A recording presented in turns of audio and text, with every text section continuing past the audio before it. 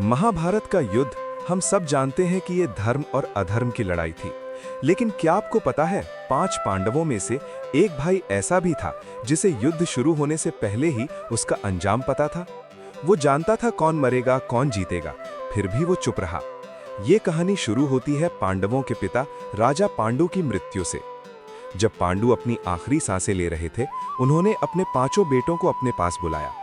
उनकी आखिरी इच्छा कोई राजपाट या संपत्ति नहीं थी।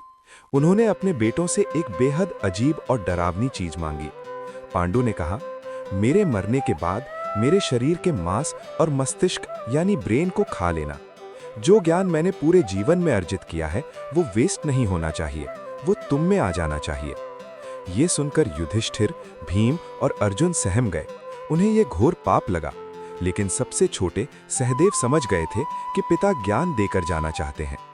कहा जाता है कि सहदेव ने हिम्मत की और पिता के मस्तिष्क के 3 हिस्से खाए। पहला हिस्सा खाते ही उसे भूतकाल का सारा ज्ञान हो गया। दूसरा हिस्सा खाते ही वर्तमान साफ दिखने लगा, और जैसे ही तीसरा हिस्सा खाया, उसकी तीसरी आंख खुल गई, उसे भविष्य दिखने लगा। अब सहदेव सबसे शक्तिशाली थे। वो चाहते तो द्रौपदी का चीरहरण रोक सकते थे, अभिमन्यु को चक्रव्यूह में जाने से बचा सकते थे, यहाँ तक कि महाभारत का युद्ध होने ही नहीं देते। लेकिन तभी वहां श्री कृष्ण आए। कृष्ण जानते थे कि अगर सहदेव ने भविष्य बदल दिया तो धरती का संतुलन बिगड़ जाएगा और विधि का लिखा मिट जाएगा। उन्होंने सहदेव को रोका और एक शपथ दी। कृष्ण ने कहा, सहदेव, तुम्हें सब पता होगा, लेकिन तुम कभी अपना मुंह नहीं खोल सकते। अगर तुमने किसी को भी भविष्य बताया तो उसी क्षण तुम्हारा सर फट जाएगा और तुम्हारी मृत्यु हो जाएगी। तुम्हें मुझसे पूछने पर ही बोलना होगा। सोचिए उस दर्द के बारे में।